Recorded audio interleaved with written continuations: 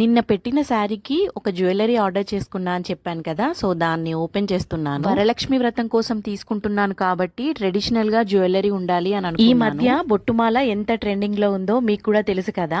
So నేను already బొట్టుమాల long హారాన్ని నేను స్వరూప డిఎస్పి ఛానల్లో ఆర్డర్ చేసుకున్నాను. అది కంప్లీట్ గా long length with matte finishing తో వస్తుందన్నమాట. బట్ ఇది మిడిల్ లెంత్ గోల్డ్ ఫినిషింగ్ తో బ్యాక్ సైడ్ చైన్ అడిగితే ఇలా థ్రెడ్ ఇచ్చారు. పెట్టారు కదా అని 2 బ్యాంగిల్స్ కూడా ఆర్డర్ చేసుకున్నాను.